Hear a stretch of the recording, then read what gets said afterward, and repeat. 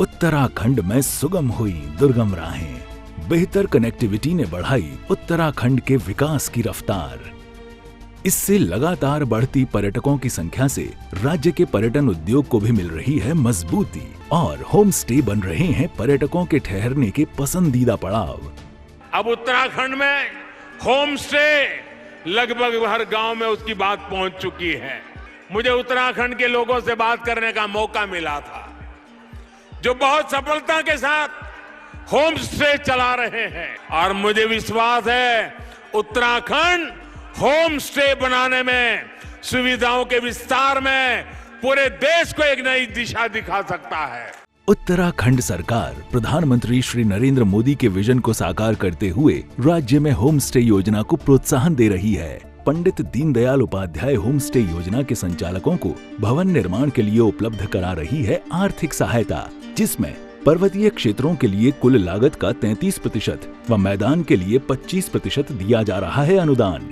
पहाड़ की खुशनुमा आबो हवा के बीच बने होम स्टे में जैविक उत्पादों से बने स्वादिष्ट व्यंजन पर्यटकों को खूब भा रहे हैं। इससे ग्रामीणों को घर पर ही रोजगार मिलने से आर्थिकी भी हो रही है मजबूत। नए विजन और नए सृजन के साथ आगे बढ़ रही है उत्तराखंड सरकार।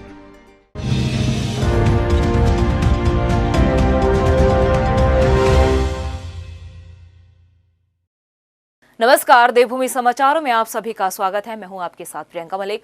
आगे आप मेरे साथ देखेंगे उत्तराखंड से जुड़ी तमाम छोटी बड़ी खबरें विस्तार से, लेकिन उससे पहले एक नजर हेडलाइंस पर।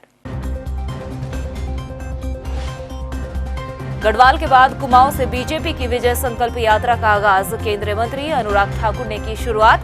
सत्ता में वापसी को पार्टी ने झोंकी ताकत। 5 साल कमल के साथ रहे सुबोध राकेश अब हाथी पर हुए सवार। बीजेपी छोड़ बसपा का थामा दामन। भगवानपुर सीट पर दिलचस्प हुआ चुनावी मुकाबला। उत्तराखंड में सशक्त भू कानून की मांग को लेकर पारंपरिक वेशभूषा में सड़कों पर उतरी महिलाएं। लोक नृत्य कर सशक्त भू कानून की उठाई मांग।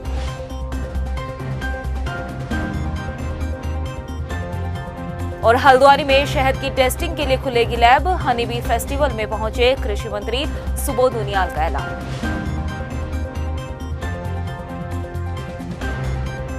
हेडलाइंस के बाद बुलेटिन में खबरें अब विस्तार से। केंद्रीय मंत्री अनुराग ठाकुर ने कुमाऊं मंडल के 29 विधानसभा क्षेत्रों के लिए भाजपा की विजय संकल्प यात्रा को बागेश्वर से हरी झंडी दिखाकर रवाना कर दिया है। इस मौके पर मुख्यमंत्री पुष्कर सिंह धामी और प्रदेश अध्यक्ष मदन कौशिक समेत पार्टी के पदाधिकारी भी मौजूद रहे। भाजपा 2022 के चुनाव से पहले राज्य में विजय संकल्प यात्रा के जरिए चुनावी माहौल बना रही है। उत्तराखंड में विधानसभा चुनाव 2022 के लिए युवा मोर्चा ने भाजपा संगठन की मुश्किलें बढ़ा दी है। भारतीय जनता पार्टी युवा मोर्चा ने प्रदेश में युवा सीएम पुष्कर सिंह धामी होने के नाते पार्टी ज्यादा से ज्यादा युवा उम्मीदवारों को टिकट देने की मांग कर रही है। ऐसे में सवाल ये है कि क्या पार्टी हाईकमान वाकई युवा उम्मीदवारों पर भरोसा जताएगा या फिर जिताऊ कैंडिडेट पर ही पार्टी की प्राथमिकता देखने को मिलेगी। देखिए ये रिपोर्ट। 2022 की बिसात पर अब सियासी दलों ने अपनी तैयारियों को तेज कर दिया है। चुनावी कार्यक्रम और जनसभाओं के इतर टिकट की दावेदारी को लेकर भी राजनीतिक पार्टियों में मंथन का दौर चल रहा है। उत्तराखंड दौरे पर आ रहे बीजेपी युवा मोर्चा के राष्ट्रीय अध्यक्ष तेजस्वी सूर्या 20 दिसंबर को 2 दिवसीय प्रदेश के दौरे पर आ रहे हैं। उनके दौरे की तैयारियों में युवा मोर्चा के कार्यकर्ता जुटे हैं। ऐसे में बीजेपी युवा मोर्चा ने पार्टी हाईकमान से मांग की है कि प्रदेश में युवा सीएम पुष्कर धामी होने के नाते इस बार विधानसभा चुनाव में 20% युवाओं को टिकट दिया जाए। भारतीय जनता पार्टी के जितने भी कार्यक्रम हैं और सब कुछ हैं, भारतीय जनता युवा मोर्चा उसको फ्रंट लाइन में आकर के करता है और युवा मोर्चा फ्रंटल ऑर्गेनाइजेशन है। युवा मुख्यमंत्री और युवा प्रदेश होने के नाते हम अपने शीर्ष नेतृत्व से कम 20% युवाओं को टिकट देने की मांग अपने शीर्ष नेतृत्व से करेंगे। माननीय मुख्यमंत्री जी से करेंगे, अपने प्रदेश अध्यक्ष आदरणीय मदन कौशिक जी से करेंगे, अपने राष्ट्रीय अध्यक्ष तेजस्वी सूर्या जी से, वो आ ही रहे उत्तराखंड, तो उनसे भी करेंगे। और मुझे पूरा विश्वास है, आशा ही नहीं पूरा विश्वास है कि इस बार के उत्तराखंड के इलेक्शन में सबसे ज़्यादा अगर कोई दिखाई देने वाले हैं तो वो युवा ही दिखाई देने वाले हैं। बीजेपी युवा मोर्चा के राष्ट्रीय अध्यक्ष के 2 दिवसीय दौरे पर कई चुनावी कार्यक्रम कराने के लिए भी तैयारियां जोरों पर चल रही हैं। बीजेपी युवा मोर्चा की राष्ट्रीय उपाध्यक्ष नेहा जोशी ने कहा कि राष्ट्रीय अध्यक्ष तेजस्वी सूर्य के जितने भी चुनावी कार्यक्रम होंगे उनसे प्रदेश के युवा वर्ग तक पहुंचने की कोशिश होगी। देखिए, मैं परसेंटेज में तो बात नहीं करूंगी, लेकिन मुझे ये ज़रूर लगता है कि क्योंकि एक युवा प्रदेश है, बड़ी संख्या में युवा 50% ऑलमोस्ट पॉपुलेशन जो हमारी युवा है, और युवाओं की एस्पिरेशन जो है वो बहुत ज़रूरी है कि सरकार में रिफ्लेक्ट हो। तो पिछली बार भी कई युवाओं को टिकट दिया गया था भारतीय जनता पार्टी द्वारा, और मुझे लगता है इस बार वो संख्या हम बढ़ती हुई देखेंगे, ऐसा मदन कौशिक जी अपने स्टेटमेंट में कह भी चुके हैं। चुनावी तैयारियों में जुटी भाजपा ने इस बार के विधानसभा चुनाव में 60 पार का लक्ष्य रखा है, जिसके लिए पार्टी की बनाई गई रणनीति का असर 2022 की बिसात पर कितना होगा, इसके लिए थोड़ा इंतजार करना होगा। तो वहीं दूसरी तरफ टिकट दावेदारी को लेकर चल रहे मंथन में भाजपा युवाओं को कितना मौका देगी, ये देखना भी दिलचस्प रहेगा। टाइम टीवी के लिए देहरादून से मनीष डंगवाल की रिपोर्ट। विधानसभा चुनाव के ऐन मौके पर बीजेपी नेता सुबोध राकेश ने कमल का साथ छोड़कर बसपा का दामन थाम लिया है। सुबोध के बसपा में जाने से भगवानपुर सीट पर चुनावी मुकाबला दिलचस्प होने वाला है। देखिए ये रिपोर्ट। राजनीति, सत्ता और सिंहासन कब बदल जाए इसको शायद ही कोई समझ पाए, इसीलिए इसको राजनीति कहा जाता है।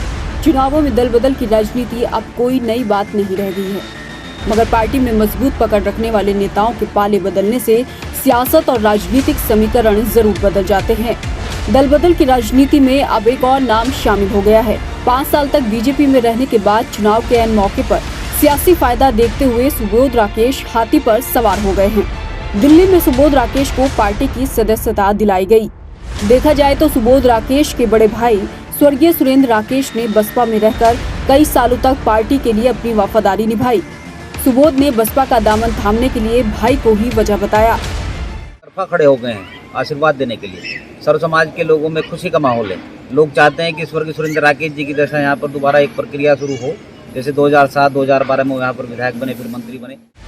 2012 के विधानसभा चुनाव के आंकड़े उठाकर देखा जाए तो बीजेपी नेता मास्टर सत्यपाल भगवानपुर से कांग्रेस पार्टी के लिए चुनाव लड़ चुके हैं। उन्होंने बसपा उम्मीदवार स्वर्गीय सुरेंद्र राकेश को शिकस्त दी थी।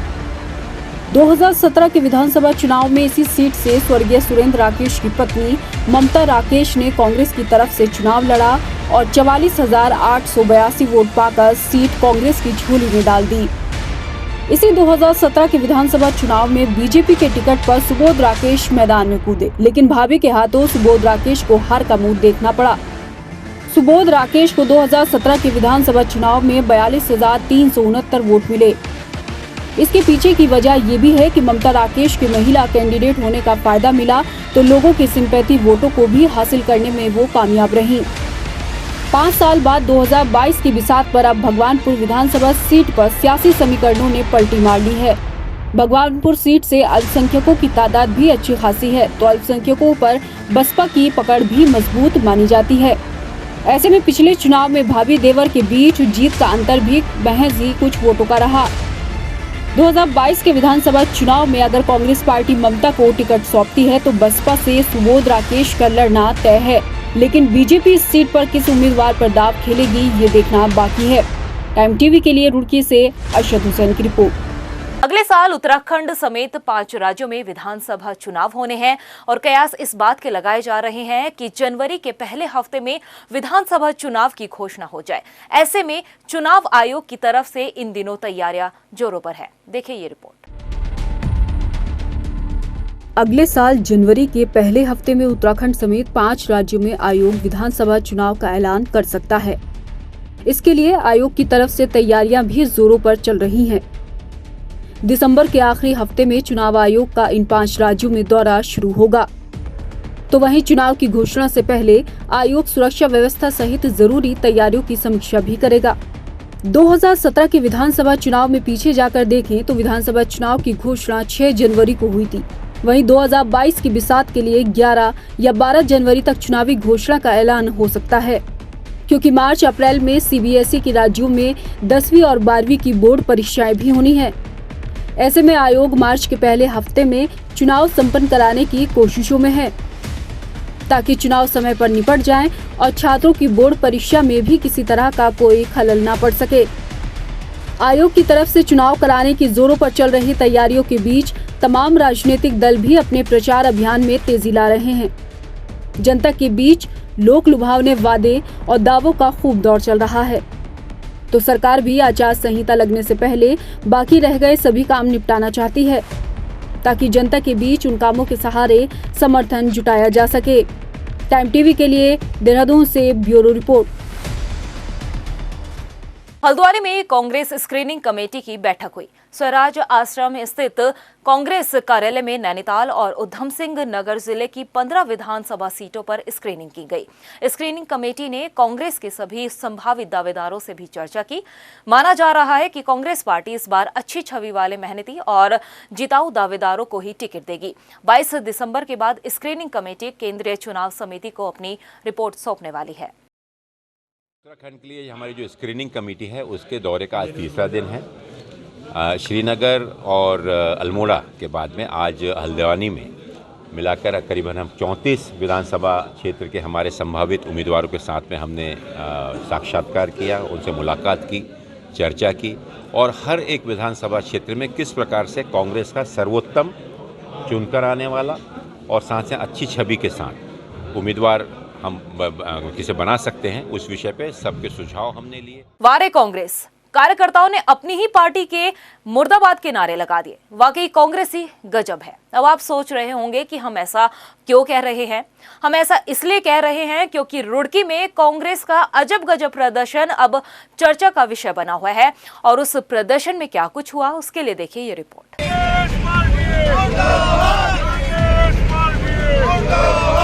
रुड़की में प्रदर्शन कर रहे कांग्रेस कार्यकर्ताओं की जुबान उस वक्त फिसल गई जब वो भाजपा छोड़ अपनी ही पार्टी के खिलाफ मुर्दाबाद के नारे लगाने लगे। कांग्रेसियों का ये अजब गजब प्रदर्शन सोशल मीडिया पर खूब छाया हुआ है। दरअसल रुड़की में कांग्रेस भाजपा के खिलाफ प्रदर्शन कर रही थी। इस दौरान भाजपा सरकार के खिलाफ नारे लगाते समय कांग्रेसियों की जुबान फिसल गई और कांग्रेस मुर्दाबाद के नारे लगाने लगे। इतना ही नहीं, भाजपा को खनन विरोधी सरकार भी कह दिया। खनन विरोधी है सरकार, नहीं चलेगी, नहीं चलेगी। खनन विरोधी है सरकार, नहीं चलेगी, नहीं चलेगी। है ना गजब की बात। खनन विरोधी है सरकार, नहीं चलेगी, नहीं चलेगी। खनन विरोधी है सरकार, नहीं चलेगी, नहीं चलेगी। हालांकि नारे लगाने के बाद जब कांग्रेसियों को एहसास हुआ कि उन्होंने अपनी ही पार्टी के खिलाफ नारे लगा दिए हैं तो वहां खड़े सभी कांग्रेसी पानी पानी हो गए। लेकिन खुद को कवर अप करने के लिए कांग्रेसी हंसकर इस बात को टालने की कोशिश करते नजर आए।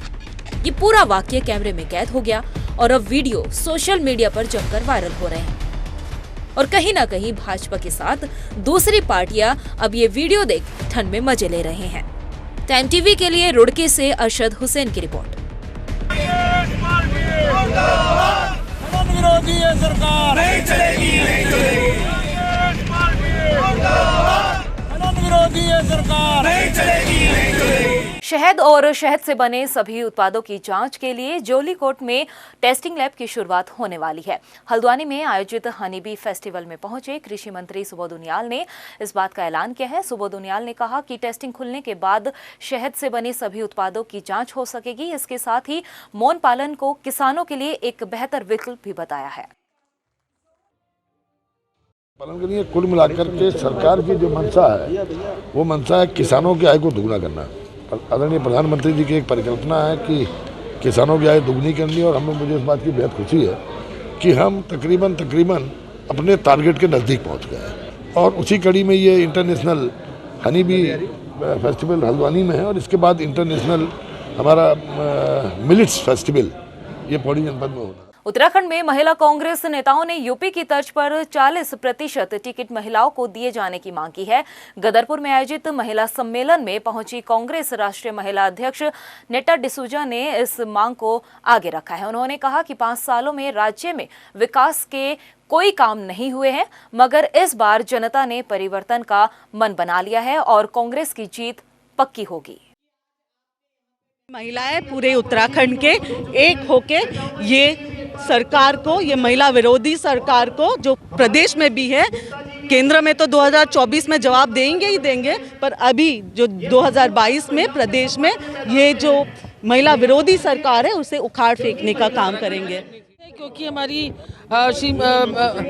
प्रियंका गांधी जी ने भी उत्तर प्रदेश में 40% महिलाओं को आरक्षण देने की बात कही है और यहाँ भी यही चल रहा है कि महिलाओं को टिकट दिया जाएगा, स्ट्रॉन्ग करा जाएगा। वहीं रुड़की में समाजवादी पार्टी के प्रदेश अध्यक्ष सत्यनारायण सचान ने कहा कि समाजवादी पार्टी 2022 का विधानसभा चुनाव पूरी मजबूती के साथ लड़ेगी। प्रदेश अध्यक्ष ने कहा कि कांग्रेस और भाजपा की गलत नीतियों के चलते आज उत्तराखंड प्रदेश का विकास पूरी तरह से ठप हो चुका है।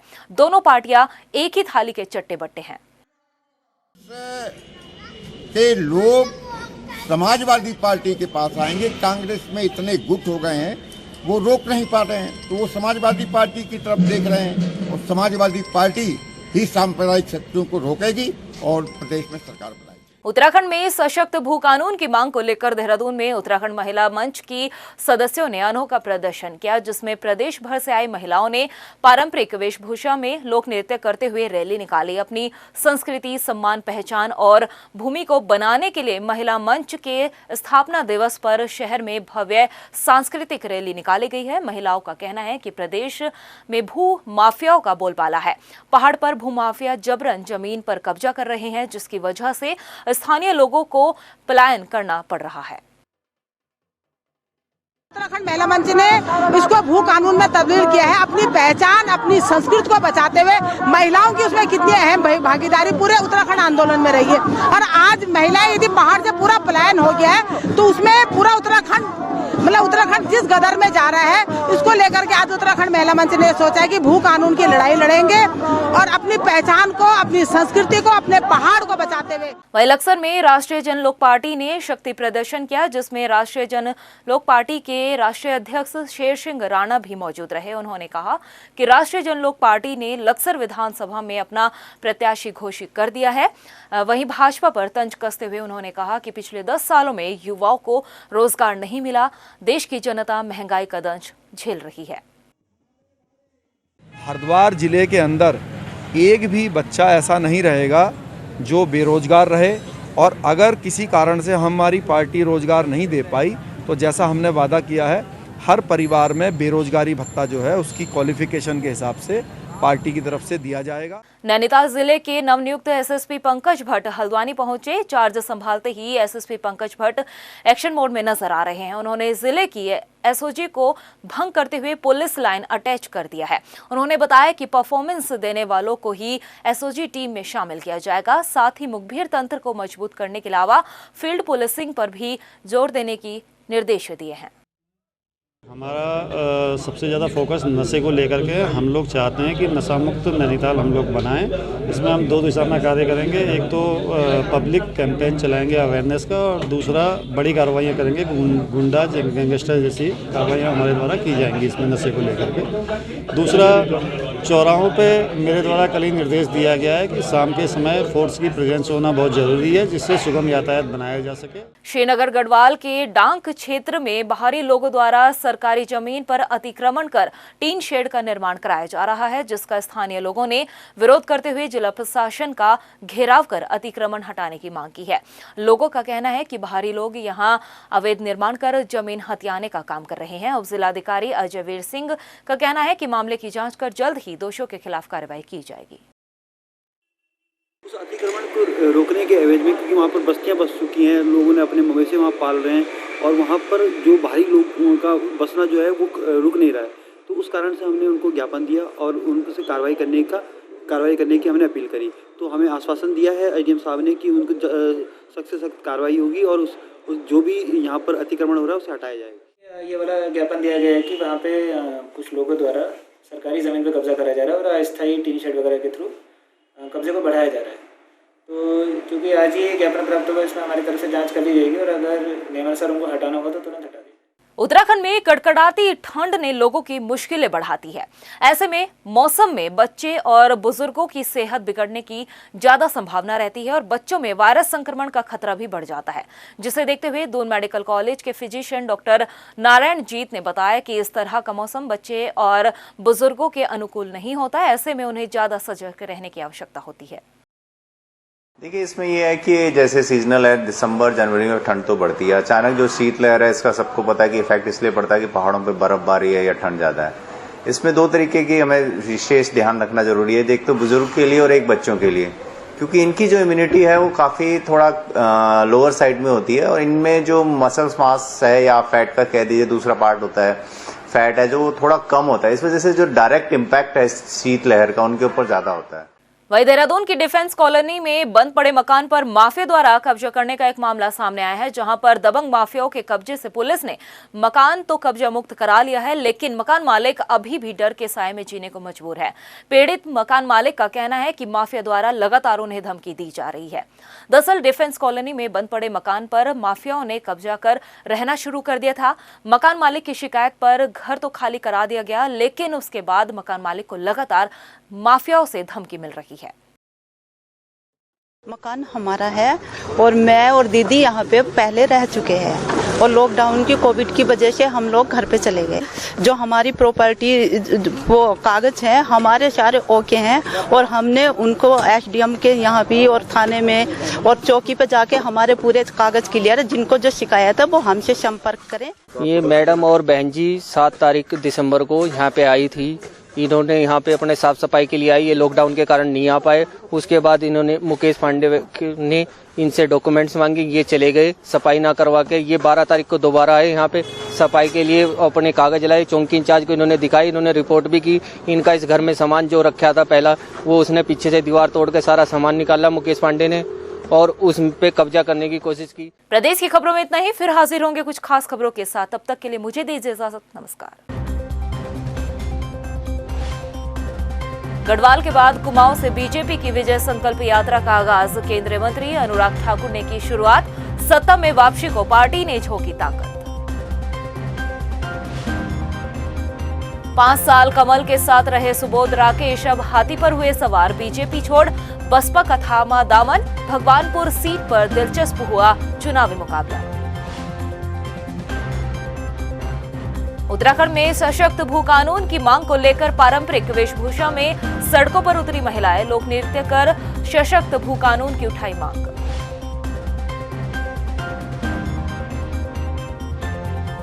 और हल्द्वानी में शहद की टेस्टिंग के लिए खुलेगी लैब। हनी बी फेस्टिवल में पहुंचे कृषि मंत्री सुबोध उनियाल का ऐलान।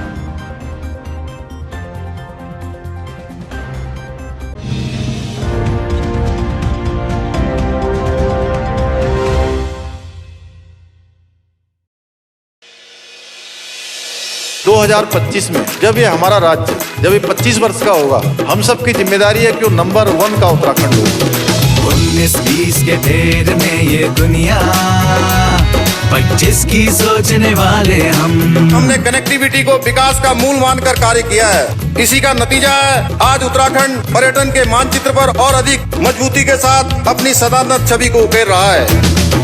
हर क्षेत्र में हम हो आगे, उत्तराखंड हो नंबर 1, मेरा उत्तराखंड हो नंबर 1। 18,000 करोड़ से भी अधिक की विकास योजनाओं का लोकार्पण व शिलान्यास किया जा रहा है, जिसमें दिल्ली देहरादून एक्सप्रेस वे भी शामिल है। इस एक्सप्रेस वे के बनने से दिल्ली से देहरादून की दूरी मात्र 2 घंटे में पूरी की जाएगी। कुछ वर्ष पूर्व ऐसा सोचना भी अकल्पनीय सा लगता था। मौसम से बदलाव है देखे, बीते कल ने आज देखे। पगडंडी में सड़क है देखी, नदियों ने पुल बनते देखे। हर दिन होता सुंदरता समृद्धि का संगम। हर क्षेत्र में हम हो आगे,